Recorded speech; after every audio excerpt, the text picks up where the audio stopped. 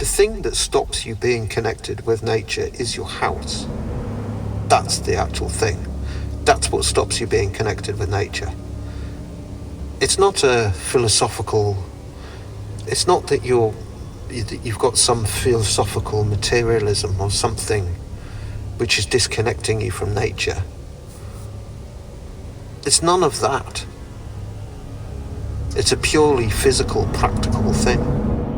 Now, deep in the British jungle. Jesse, Watson. That night, the family was very unhappy. They began to talk about this thing that had come into their lives. They did not have a name for it. They called it the evil thing. Kabu said, perhaps the gods were absent-minded when they dropped the evil thing on the earth. They've always sent us only good things, like the rain and the trees and roots and berries to eat, because we are their children and they love us.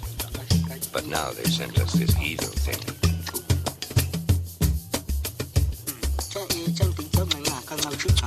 He said, the thing does not belong on the earth. Tomorrow I will take it to the end of the earth and throw it off. Kuvu said, I think the end of the earth must be very far. Now then, I wish to continue this little series of talks. This one I haven't planned at all. Aye. I was just talking to a new friend I've made. I'm on top of the moor still. In Pembrokeshire, in the land of the dragons.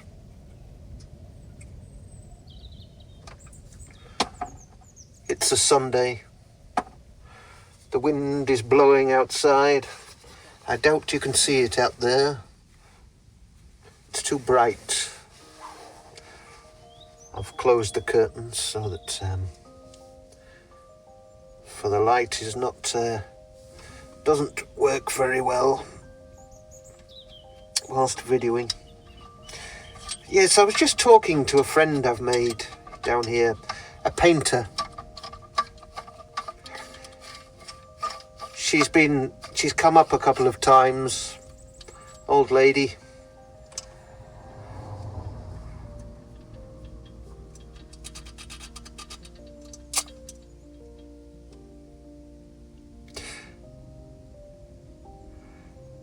And we've had a couple of long talks, long chats.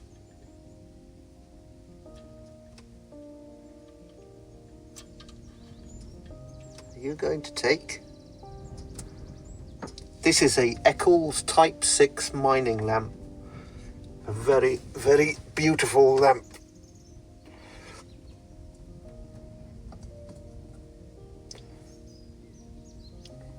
You can see the badge now. A wonder of British engineering, I think it's fair to say.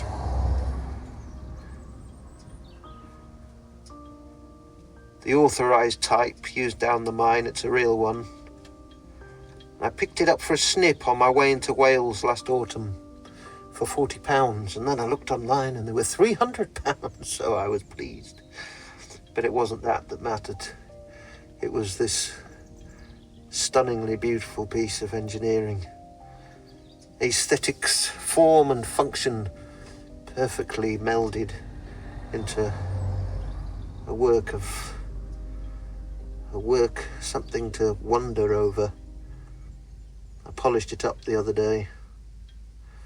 I managed to get it working. I filled it with lamp oil. It's actually meant to run on a kind of something very similar to lighter fluid, but I don't want to run it on lighter fluid because that's hard to come by and expensive. So I filled it up with lamp oil, but in order to light it, I need to put a little bit of lighter fluid on the wick.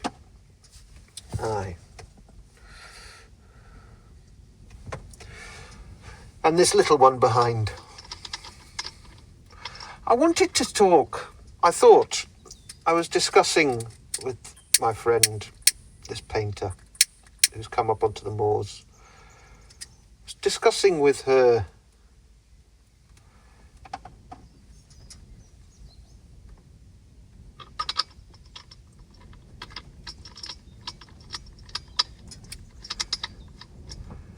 this strange journey I'm on, we're both on. And at the end of it, she said something which I found, which I thought maybe I should speak about. She said, yeah, you are basically living the hermetic life. You're a hermit of sorts. I was called that some years ago as a sort of insult, as a slight.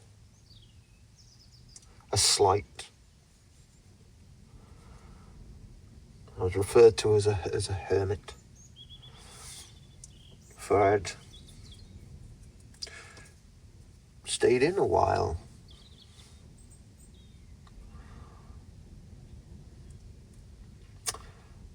And I'm facing at the minute a question in my mind, which I think many people face. Many people feel underlying, feel a question which, a draw in the back of their minds to leave it all behind, to cast off the trappings of modernity, to escape the rat race and disappear off into the beyond. Now, I've felt that ever since I was a teen. I remember when I've got my first proper job. I was studying engineering, and I switched courses and did a YTS.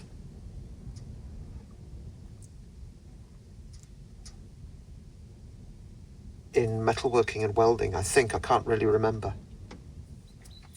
But I got a job on an industrial estate in this engineering company, making pipe bending machines and sonic washing equipment. Baths that vibrated the water with ultrasonics, and cleaned surgical equipment in that process. But I hated it. I hated this industrial estate. It's very strange. I remember recently I spoke to a friend about this, my friend, a good friend of mine, old friend, and he said, I remember mentioning this, I said, yeah, I just can't stand industrial estates. And he said, oh, I really love industrial estates, I really like them. But I've always found them incredibly desolate, in that, in the time I've spent to spend on them, for me, they epitomize a complete dereliction of any attempt to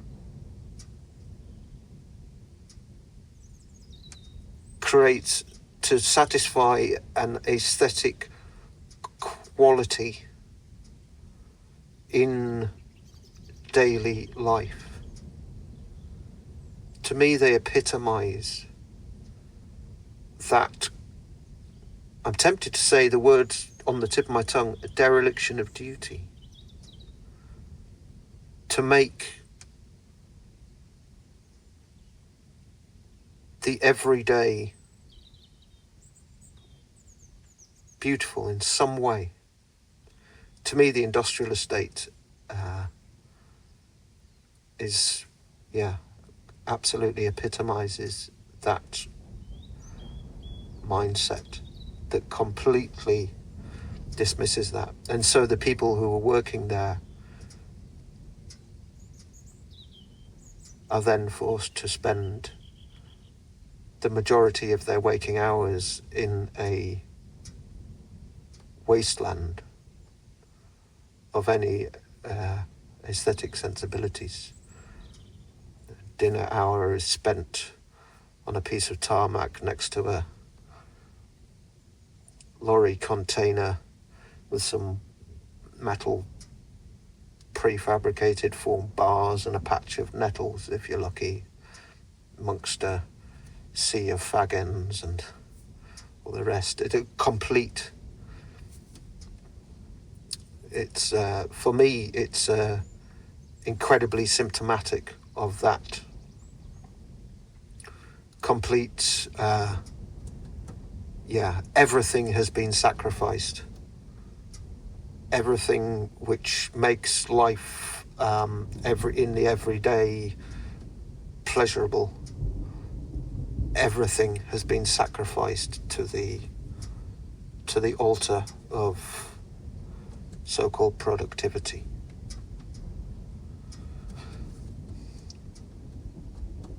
And I'm not going here into a sort of definitely not.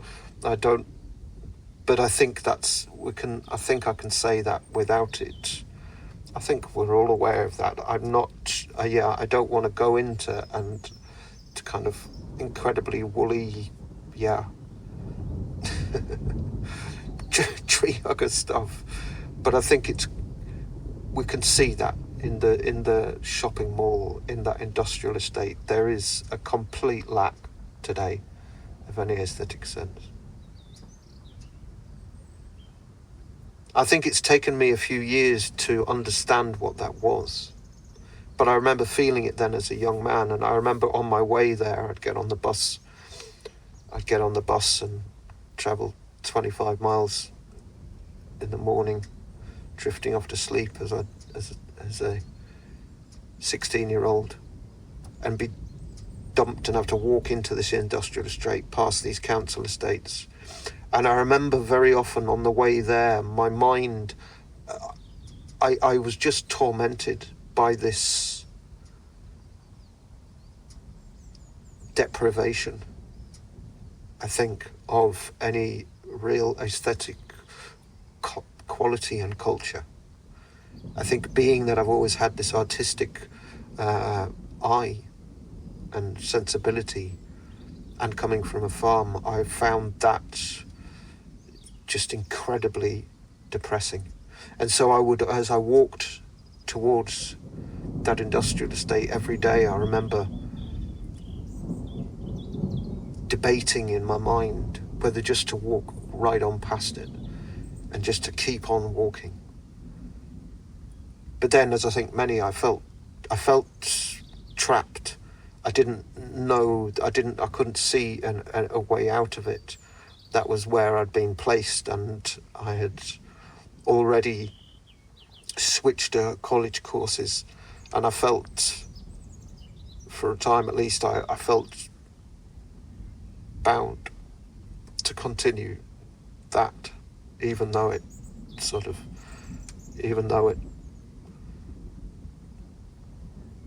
I found it a torment to everything, all the creative impulses in me. I felt them being strangled in that situation. So I would dream. I had this strange, I can remember these kind of visions in my mind as I'd walk that piece of pavement again and again. I remember the vision of it was on the east coast near Scarborough in Seamer Industrial Estate, and I remember the sea beyond, and just envisaging crossing that sea out into the unknown beyond, into the world beyond, to meet whatever was out there, to experience all those things that the world had lain out there, instead of going and stagnating in this prefabricated industrial unit, and then getting the bus home and repeating that.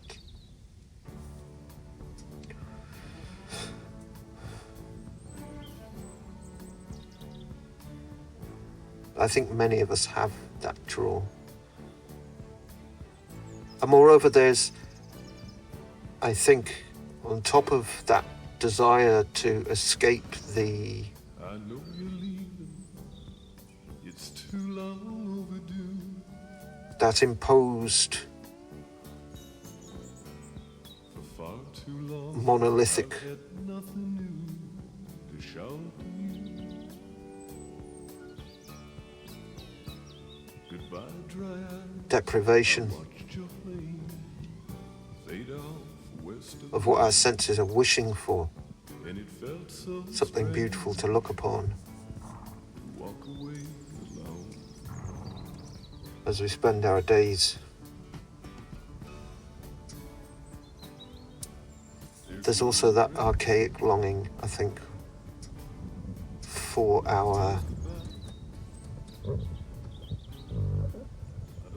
something primal. I see that, for example, in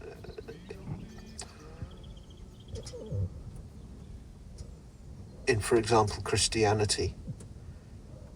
In the Garden of Eden, that's what I see there personally. The Garden of Eden being a representation of that longing for a primal, of our primal state in nature.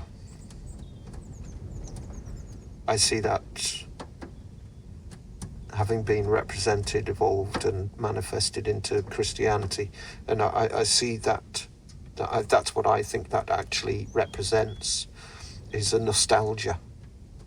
I think that's what that's all about for me, including the snake in Eden. All of that stuff to me it's all about the damning of our intelligence, which has taken us out of there, the damning of our creativity, of our human creativity. All of that to me circles around this the Luddite within us all, which is begging to return to something that we perceive as more real, more primal.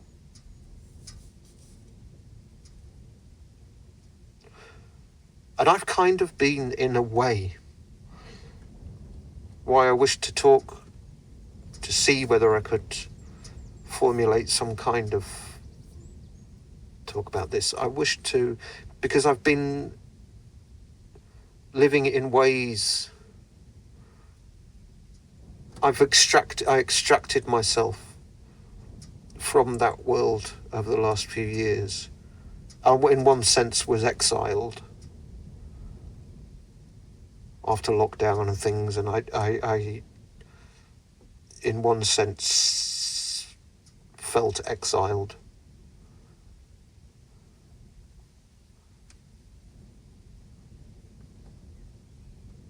And was pushed out. But in another sense, I took it upon myself then to say, okay, this is the way it is it? Then I will extricate myself and pull myself out of it. And so over the last few years, I have been living a very different life from that from that civilized world that most people live in.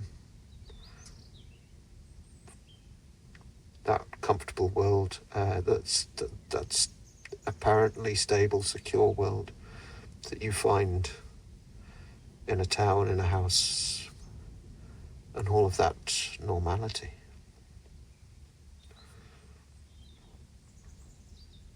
So I wish to share that experience, what I've kind of learnt, those things I've met out there, out here on the fringes with you. Because I know it's something not many people really experience and yet long for in a fashion. There's no regrets. No tears goodbye. Because in one sense that longing is naive, but in another sense it's not naive.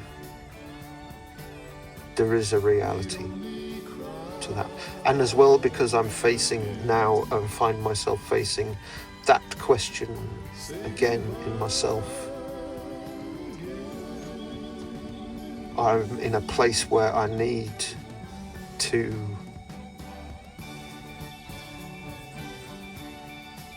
I don't feel it's sustainable living in a van like this, or I feel it's coming to an end. And it's because even living in a van is entwined, I am still beholden to that system, and through just having to be MOT'd, insured, and all this stuff that comes with a van. Every year you have this nightmare, particularly in an old van like what I've got.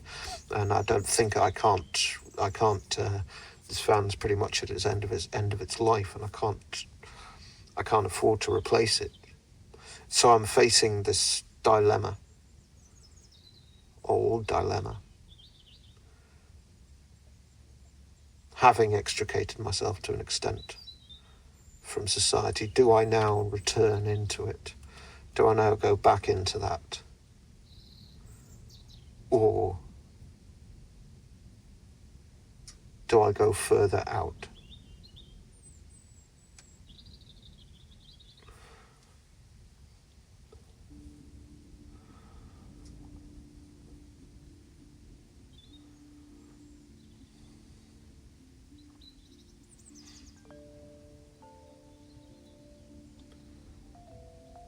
Because I have very much, I have some home comforts here.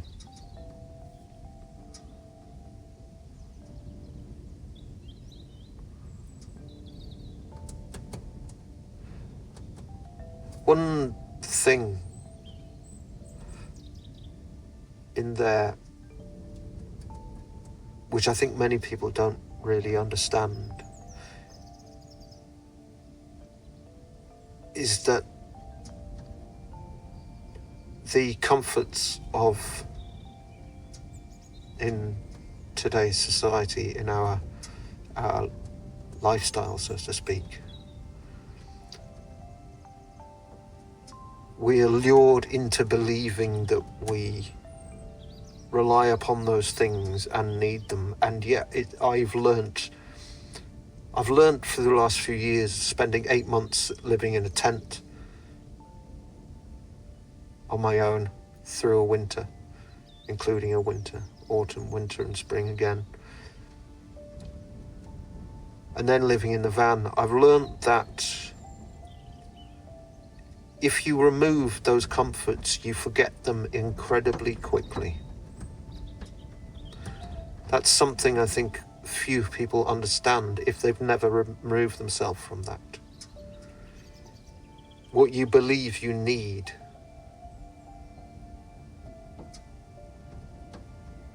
is fluid. When I was living in that tent, I had a pan, a stove, a wood pile, and a hatchet in a sleeping bag. And I had a phone. And by the end, I'd bought myself a couple of solar panels.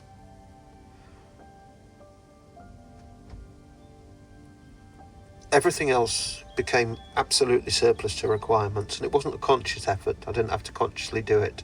It's just that we adapt incredibly quickly to the circumstances of our living circumstances.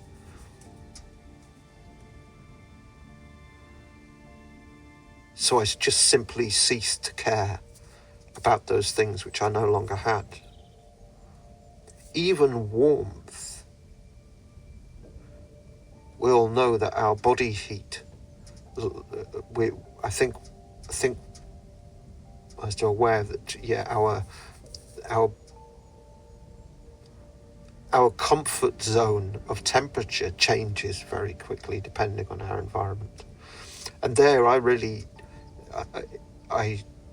it staggered me that through the winter, when I was there, I just got used to having a cold nose and being a little bit chilly throughout the day, because I didn't want to light the fire all the day. I would just light it in the evenings because I didn't have enough fuel to burn all the day and stay warm all day. And I just got used to that, and it didn't bother me. I just got used to being a little bit chilly. And when I'd return, when I'd occasionally visit somebody in a centrally heated house, I'd sit there sweating and hate it. I'd feel asphyxiated by the warmth, by the heating, by the unnaturally high temperature in that house. It would really bother me.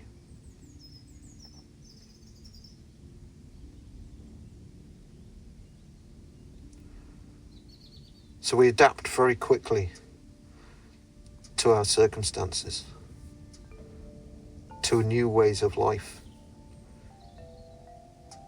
So if you're thinking about yourself, if you're ever thinking about changing and going, changing your living circumstances and losing that, it's something to be aware of, that there are very few things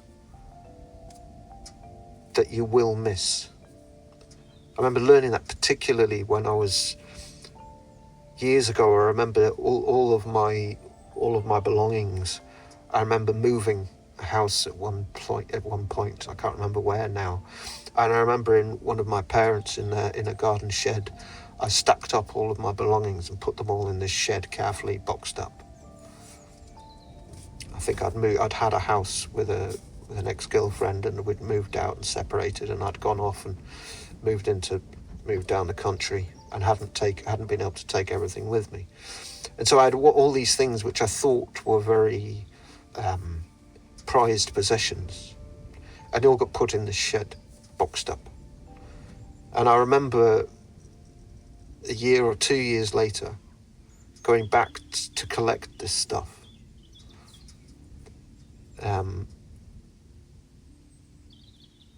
And opening all these boxes of all these prized possessions and looking at it and thinking, I forgot I even had any of this.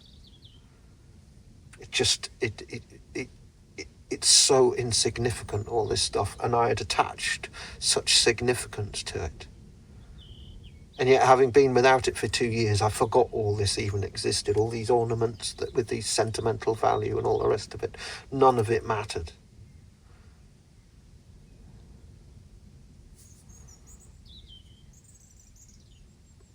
And strangely, I feel that even with this van today. Bemusingly, I think for many, they would look at me in my little van with my few trinkets.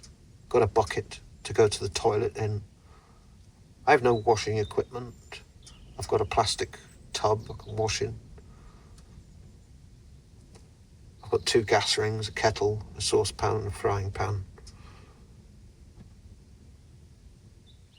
That's pretty much it, and my phone.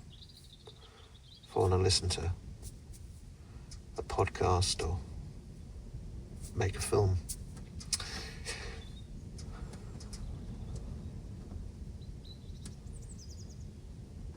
But even this bit of tin I found between me and the outside world is a trapping. Even this stuff, even this few boxes of possessions I have tie me down, restrict me, and more importantly, divide me from the world outside. I really learnt that living in a tent when I was there, that in that 8 months, something I often wish to communicate. We get so much media out there, and also in these kind of spiritual things, about talking about reconnecting with nature. And it's taken as some kind of spiritual, philosophical thing that you do, that you can try and do to reconnect with nature. You go out and you do this stuff and you reconnect. There's a lot of people talk about it, and yet, in my experience, it's a figment of their imagination, all of it. Because if you are actually living in that world, The thing that stops you being connected with nature is your house. That's the actual thing. That's what stops you being connected with nature. It's not a philosophical... It's not that you've got some philosophical materialism or something which is disconnecting you from nature. It's none of that. It's a purely physical, practical thing, in my eyes.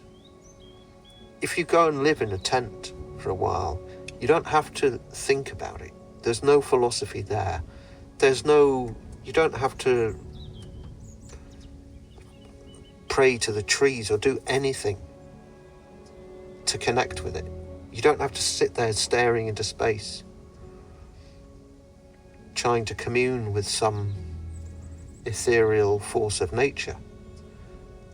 The pure practical reality of simply having a tiny membrane of fabric at the most between you and the outside world, having the walls shake when the wind blows and judder, listening to the wind as you lie in bed,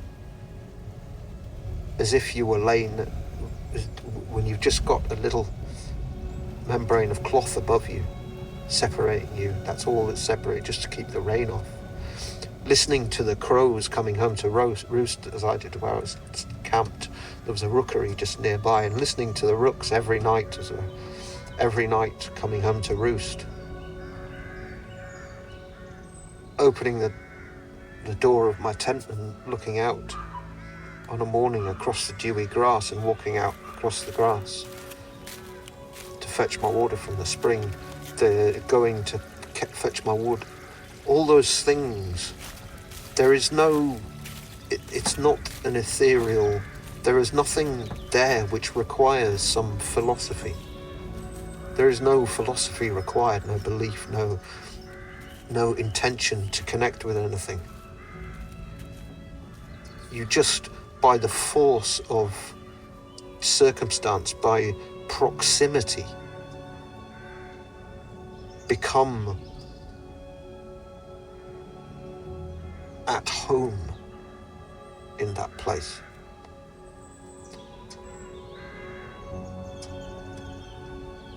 And begin drawing a lot of strength and peace and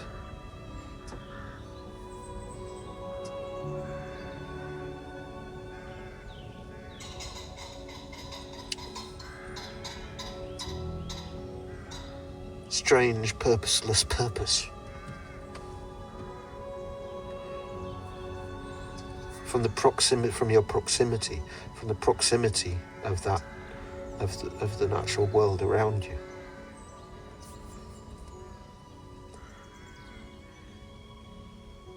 I think that's completely for me, I suppose, there's a bit of me that it cringes when I see all of that intellectualized sort of mumbo jumbo about reconnecting with nature, and it's all, none of it will ever work. The only way you can do it is by being in it as much as possible, without non-stop pretty much. But the real strength, the genuine actual connection, that's it for me. It's purely, it's a material thing. It happens by being there. Yeah.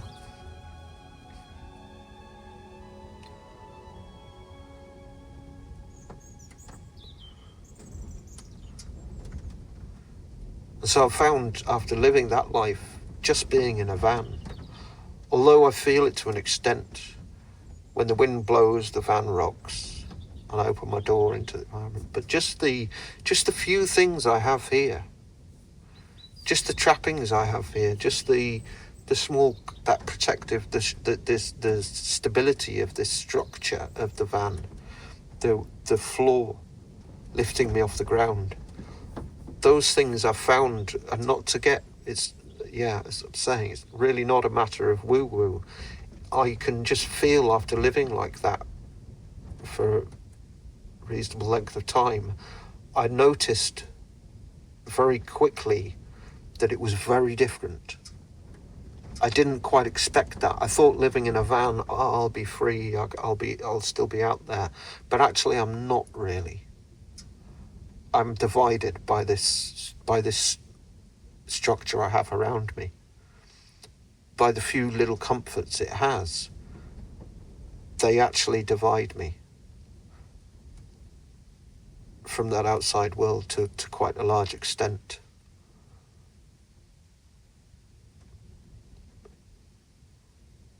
They protect me from it. I suppose perhaps it's that. In that protection, in the protection of the shelter, there is a division there.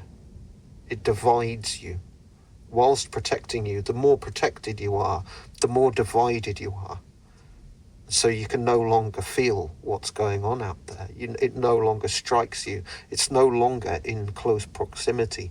Just when I close the van doors and the windows, immediately I've removed myself from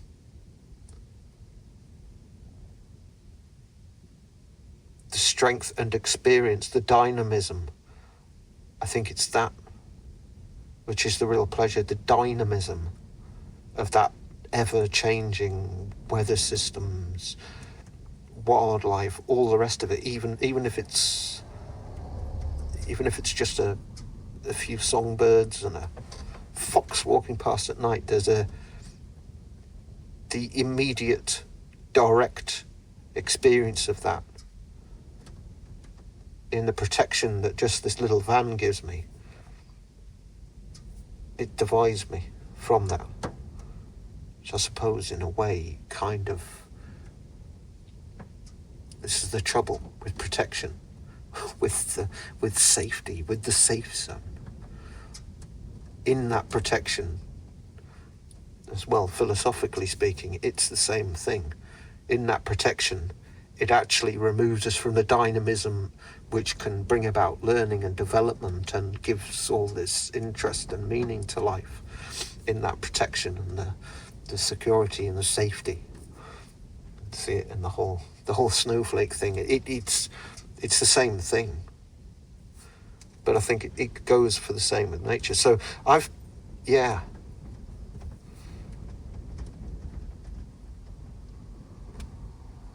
been left with a desire. Now I'm looking at that and wondering whether I should cast this off. I might keep my brass lamp, although it weighs a flippin' ton.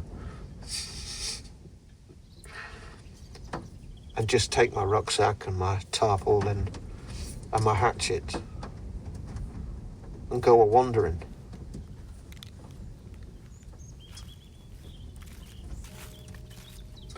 And maybe document it. And continue my tour of the British Isles, in a sense. Which is what it is, to a degree.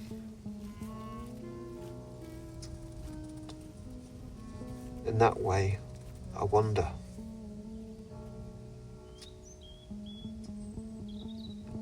Whether I should go full hobo. I'm half a step away from it. I feel it drawing me still. And it's getting to a place where I'm thinking maybe it's time I just have to do it. And stop clinging on.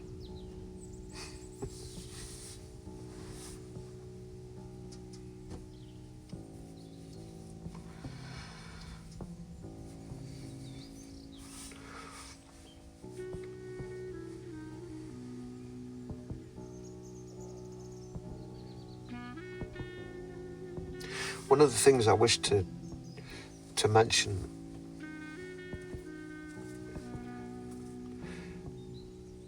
it's something to be aware of if you consider living in a van, or if you consider any of these kind of things, is that it's in that adaptation to new circumstances,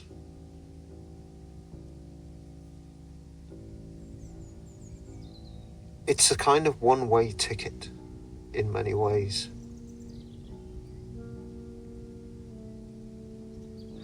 Because once you've adapted to those circumstances, once you've got used, once you've left the comfort of modernity, and you've gone out and you've stepped outside that,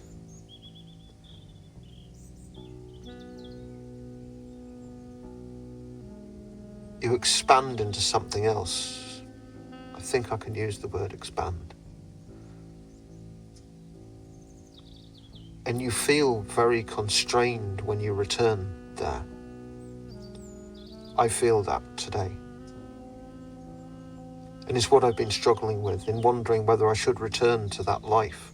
I look at it and I see constraint, restraint, restriction that I find very, very hard to justify and see the sense in. When I consider going and renting myself a little flat bedsit, whatever, getting myself a nice steady little bit of work in some town somewhere, as I did for many, as I've done at various points in my life, I look at that today and I think, what on earth? Why on earth would I do that? A large part of that is knowing that once you leave, when you go out and you start if you begin to lead a sort of hermetic life of solitude to a certain degree, you start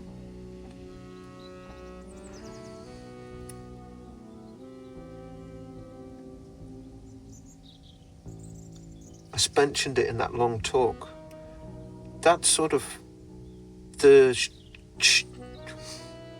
I'm not even sure whether I should use the word, but that shamanic journey of life, the story of our life that we write, that we are writing of ourselves through life, I think, which is a very integral part of life to me. It's what gives life meaning to me, is writing the internal writing of our life story.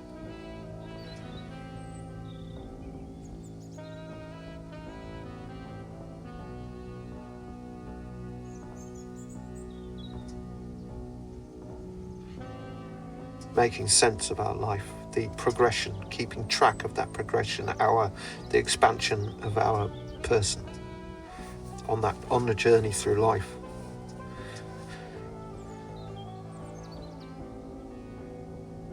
Well, that begins happening that in my experience takes on,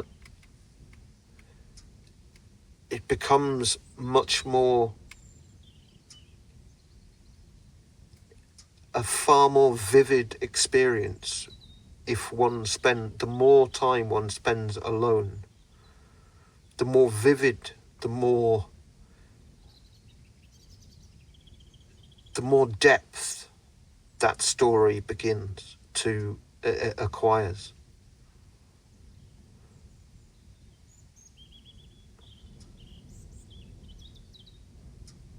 And there is a kind of a stillness and a stability which slowly grows through that. I found when I first came into this, when I first was kind of extricated from that world, I was very angry about some things, and my head was a mess. And over the last 3 years or so, I've slowly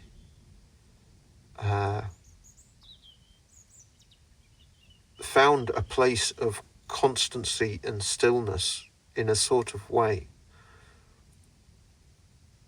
and a happiness which really surprises me often. Like, I'm just happy for no apparent reason most of the time. I have just a strange, peaceful, happy contentedness. It's not permanent, not always, but it's there. in the way of life I've been leading.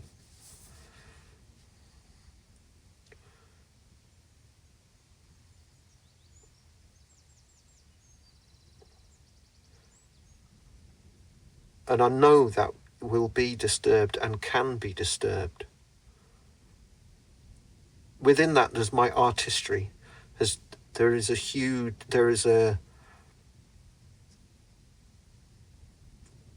a quest of sorts that I've been on.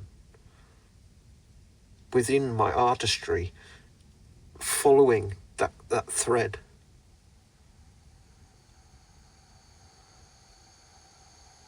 Seeing what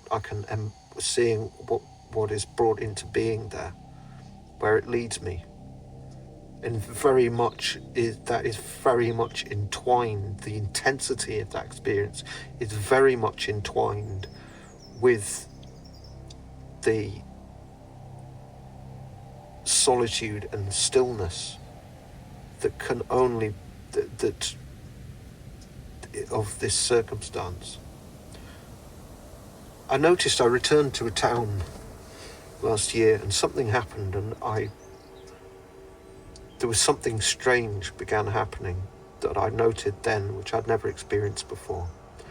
It's having been out of that for a couple of years on my own, wandering in that tent and then in that little van, just wandering on my own and living this real life of solitude and sort of concentration and building this. It was very much surveying. I just mentioned this to this painter friend who came up. It was very much in there for me, in the back of my mind, a kind of surveying of Britain was what was going on those travels to me. Surveying the state of Britain at its current point.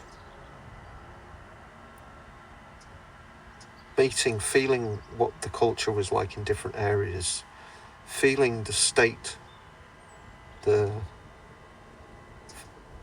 actually, rather than getting it from the news or whatever, actually travelling around and feeling where we were at, basically.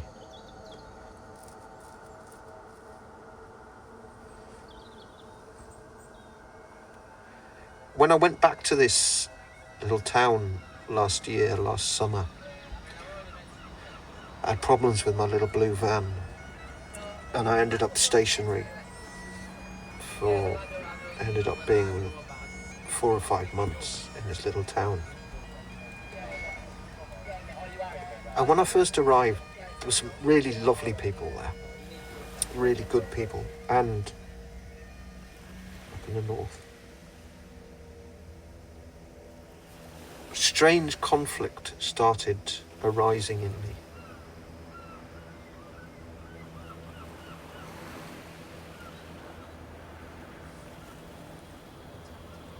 This is my impression of it, which may be flawed, but it was my impulsive, instinctive impression of what was going on when I talk about other people.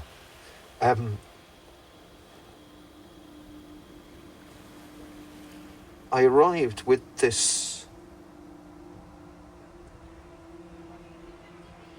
a sort of self-reliant stillness, I think, which is in very short supply amongst those living in that hustle and bustle of modern life, in the kind of rat race. And I don't mean to call them rats, but in that called the rat race, there's so much going on. And I arrived, I think, with this unusual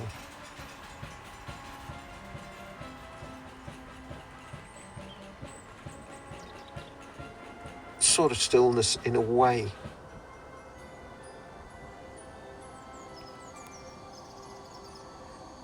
And perhaps in part an irreverence towards what were otherwise taken as social norms to a degree. Like I was no longer really entwined in what was acceptable and not, for example.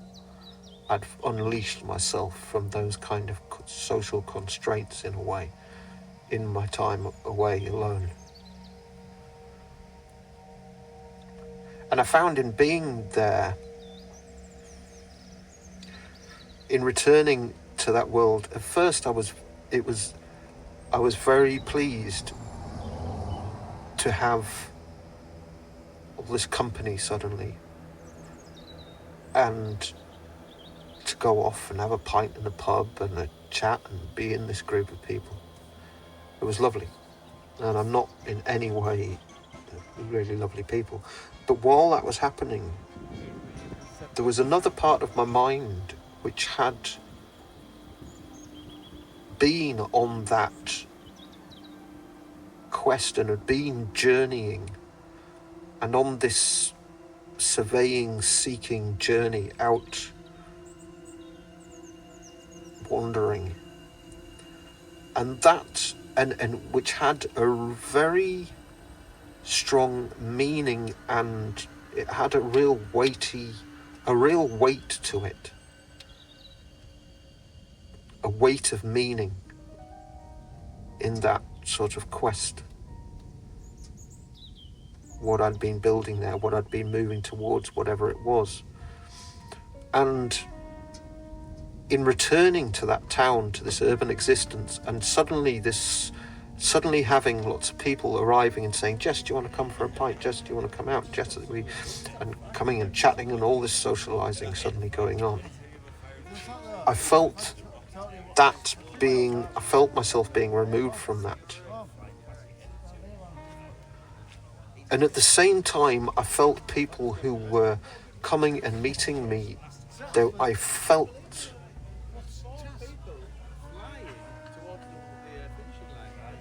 wondered at least if they were being in part drawn, because I seemed to be attracting a lot of people, and I think they were in part drawn towards me because they saw that I had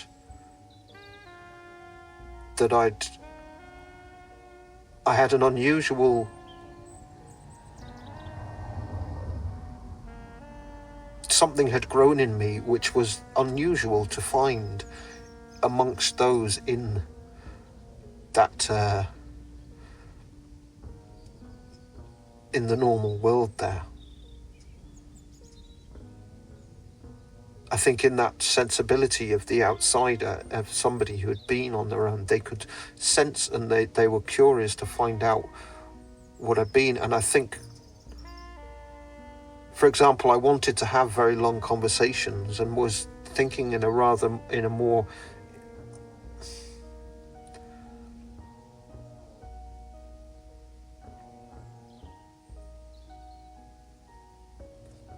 I don't know. But I could feel that I could sense that there was something, people being drawn towards me for that. And at the same time, in that arrival, in what I celebrated then at the same time of going out and beginning socialising again and doing all this stuff, that was seeping away. And I started feeling, this conflict grew because I started feeling I was losing sight of this quest I was on. To illustrate it in one way, I remember thinking about that Galahad in the Arthurian legends, and him being tempted. In this, actually, I was actually speaking about in Monty Python's Holy Grail. And Galahad goes into that castle, and it's full of women, and it wasn't full of women what I was doing, but that's,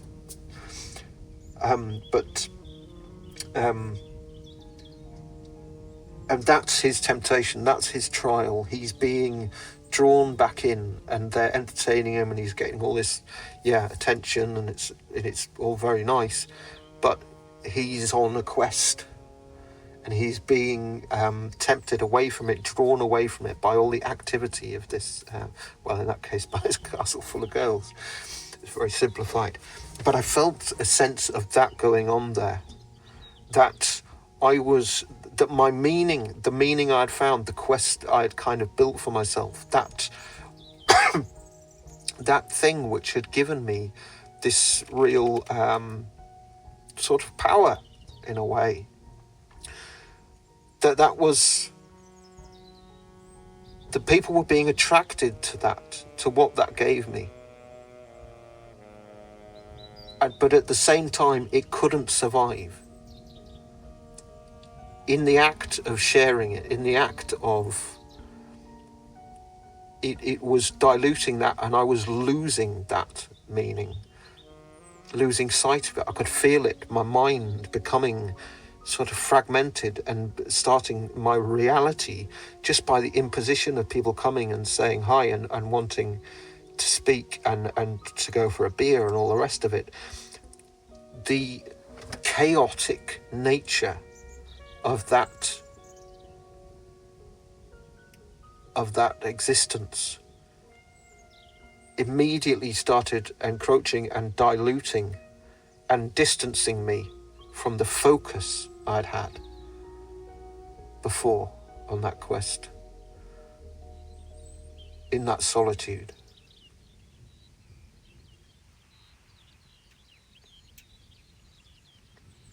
I found that very intriguing. It surprised me. And so I kept being drawn out.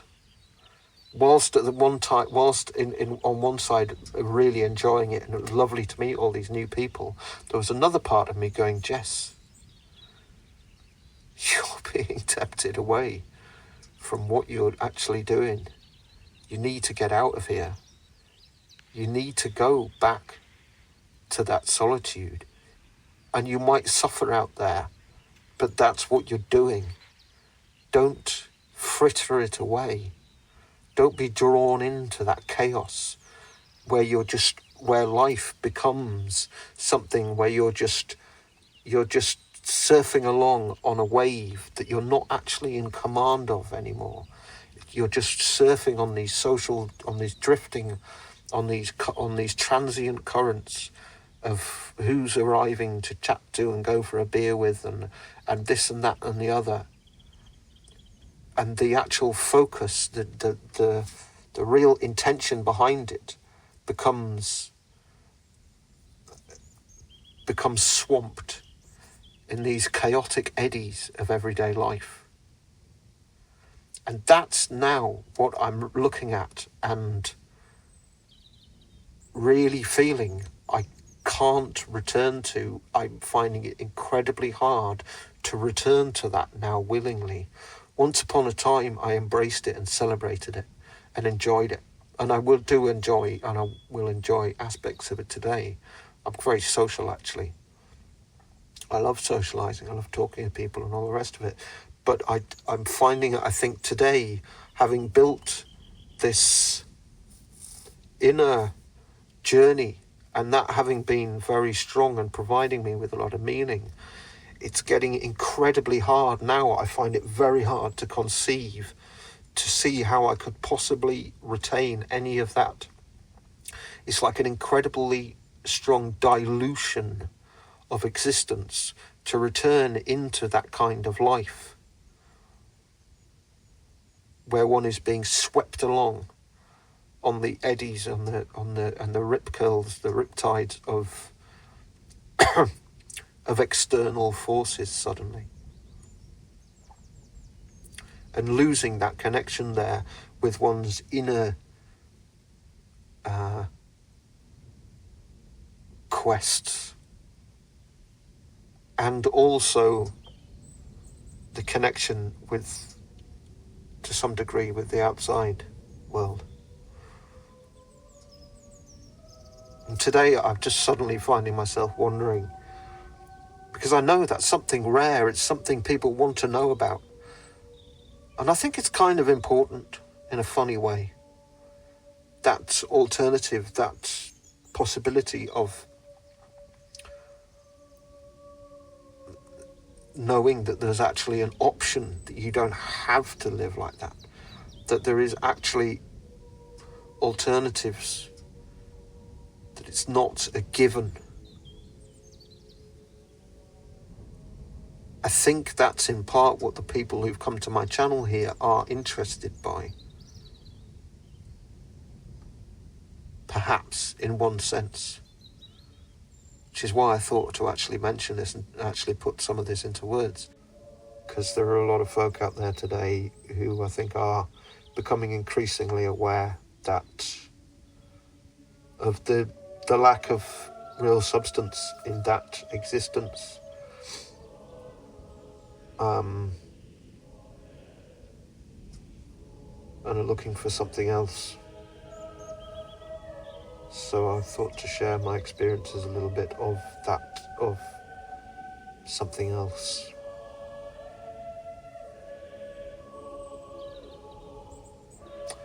Might follow this up, I don't know. Anyway, I'll leave it there. Stay dangerous, folks. Thanks for watching. Cheerio. Bye.